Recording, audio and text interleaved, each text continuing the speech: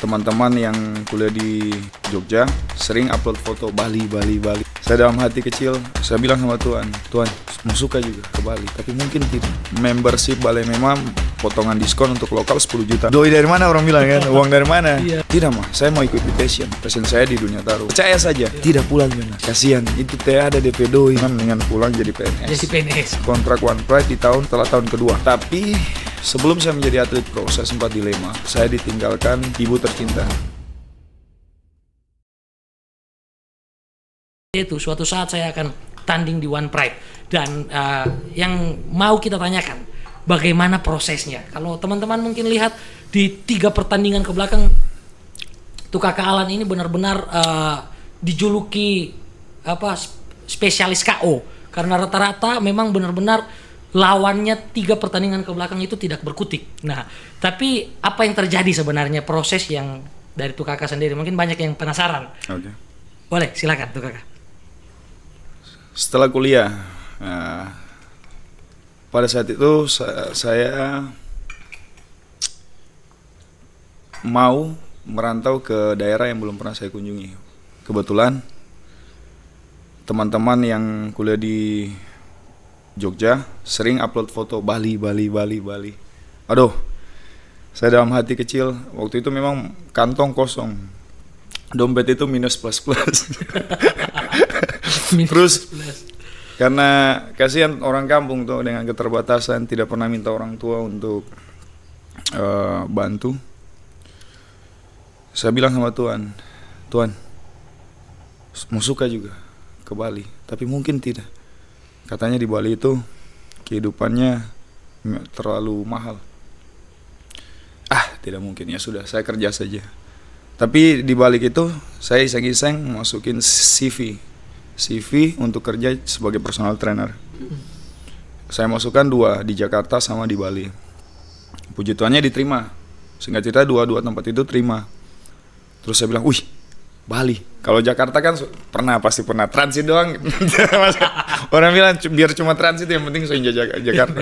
Tapi Bali sama sekali mau transit pernah. Jadi dalam hati, aduh. Tama-tama waktu kuliah bawa foto-foto ini Pantai Kuta sana sini. Bule-bule tuh. Tidak mungkin ya. Ternyata dengan modal doa semangat, saya putuskan. Oke, ke Bali. Kebetulan waktu itu ada kakak angkat saya orang Makassar dari Jogja, dia duluan di Bali. Saya hubungi dia dan tinggal numpang di tempatnya dia dulu. Lanjut saya kerja, dan setelah saya kerja di situ, saya masih kepikiran tentang cita-cita saya menjadi seorang petarung. Dan kebetulan kakak saya yang di Papua, Letnan 2 tentara, dia bilang, Ang itu nama panggilan kesayangan dari keluarga. Kamu punya potensi di dunia tarung. Coba lihat di Bali situ, ada tidak camp yang bisa untuk kamu masuki dan prospek untuk bisa jadi atlet profesional. Akhirnya di salah saya kerja sebagai personal trainer, saya cari. Akhirnya ketemu, namanya Bali MMA. Saya browsing. Dan kebetulan Bali MMA ini reputasinya sangat-sangat baik di Indonesia. Dia merupakan salah satu tempat bela diri terbaik se-Asia. Saya lupa dia urutan keberapa. Dan akhirnya saya memberanikan diri untuk ke sana. Saya datang ke Bali MMA. Pada saat itu membership Bali MMA untuk setahun potongan diskon untuk lokal 10 juta. 10 juta. Saya otomatis doi dari mana orang bilang kan? Uang dari mana? Iya. Karena kakak saya yang mandatkan cari, jadi saya bilang, aduh kok kasihan ya Fet ya Diko Yayang kita panggilnya 10 juta. Bayar. Yang penting kamu sungguh-sungguh. Jadi petarung. Ini tahun pertama ini? Tahun pertama, tahun 2019 akhir. 2019 akhir, sebelum Covid? Iya, 2019, pas mau masuk Covid. Iya. Akhirnya dari modal kakak saya itu, 10 juta itu, member selama setahun, saya daftar. Tapi saya ditentang, mama almarhum. Dia bilang, Lan kamu sarjana, mendingan kamu pulang. Stigma kita di sini bukan stigma, tapi pandangan orang-orang tua kalau kita sarjana mendingan pulang jadi PNS. Jadi PNS. Iya. Selain jadi PNS, urus kobong. Urus kobong. Itu saya paling begitu tanggapan orang tua, karena passion di mata bukan SDM kita yang belum maju, tapi memang mungkin mereka belum terlalu memahami. Iya. Jadi saya bilang, tidak mah, saya mau ikuti passion saya di dunia tarung. Wah. Percaya saja. Iya. Tidak pulang Jona. Wih. Kasihan, itu teh ada DP doi. Wow. Mau hidup dari mana kan? Teh apa mah? Saya yang tanggung jawab. Selama saya tidak menyusahkan orang tua, mama dan keluarga, saya akan maju. Namanya ibu ya. Ibu itu kan pasti walaupun sebenarnya tidak sesuai dengan keinginannya, karena anaknya yang Betul. ingin, Iya, dia iya. hanya bisa mengatakan iya. Dan saya tahu siang dan malam pasti dia berdoa. Wow. Selanjut tahun kedua itu kan membershipnya habis tuh. Challenge berikutnya nih. Berarti udah masuk nih, ceritanya udah masuk di Balai MMA. Iya. Masuk Balai MMA. Aduh, tidak ada titik terang. Latihan, terus arahnya mau kemana juga tidak tahu. Iya, iya. Belum ada event. Saya berdoa. Kalau mau dihitung air mata yang saya keluarkan saat meminta sama Tuhan itu, yang orang tidak lihat. Orang mungkin lihat gagahnya saja. Oh, hasilnya tidak. Dalam proses itu pergumulan saya menangis. Wis. Siang malam setiap sebelum latihan, pulang latihan, saya bilang mau ke arah mana kehidupan saya. Belum jelas waktu itu Belum arahnya jelas, mau kemana belum ya. jelas. Akhirnya saya memberanikan diri, saya bilang saya tidak mau merepotkan keluarga lagi, sudah cukup 10 juta pertama itu. Dan saya ada sampingan-sampingan kerjaan di sana.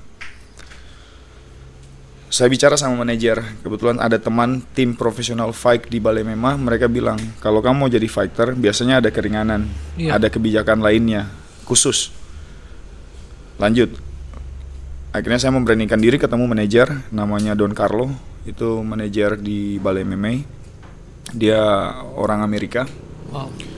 Dia bilang, oke, kalau kamu yang mau jadi atlet, kita trial kamu sebulan. Ini jadwal latihan team fight karena beda dengan member biasa.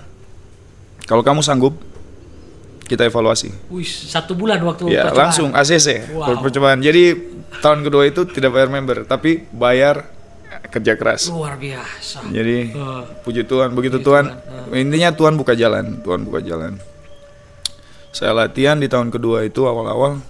Mereka lihat progresnya bagus sekitar 3 bulan awal. Akhirnya saya dimasukkan ke acara tarung kayak championship antara Balai memang saja karena waktu itu COVID, jadi kita cuma bikin di lapangan belakang. Saya tidak menang waktu itu, cuman cukup baik karena memang langkah awal. Itu perdana tarung di profesional itu? Belum.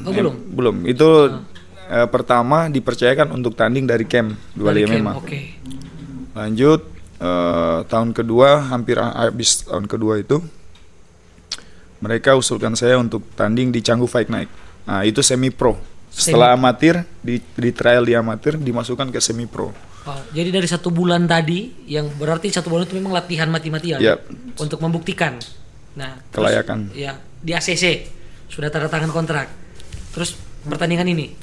Pertandingan amatir. Amatir ini? Amatir 3 bulan setelahnya. Oh, 3 bulan setelahnya amatir dulu. Setelah itu 6 bulan berikutnya dipercayakan untuk masuk semi pro MMA. Oke. Semi pro MMA. Saya menang. Pada saat saya menang itu, wah, saya bersyukur sekali. Dan akhirnya keraguan saya untuk menjadi atlet itu mulai terbayarkan. Dan doa saya terjawab.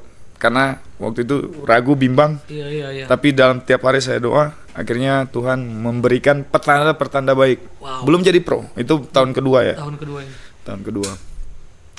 Selang beberapa bulan setelah tanding itu, tiba-tiba dari Balai MMA mau mengutus, kita ada 4 orang untuk audisi One Pride.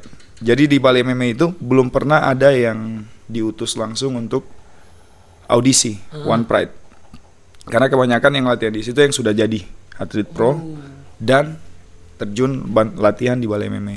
Jadi kita adalah peluncur. Latihan di situ dilihat bagus, 4 orang ini yang sama-sama masih amatir. Diutus Bali MMA untuk ikut audisi. Wow. Nah, singkat cerita, kita berempat lulus. Sekarang ada namanya Cornelius, dia sudah di Cage Warrior Amerika juga. Letting saya sama-sama kita audisi dari amatir. Ada juga Patirukan orang Manado, dia masih undisputed, sekitar 7 kali pertandingan belum pernah kalah. Wow.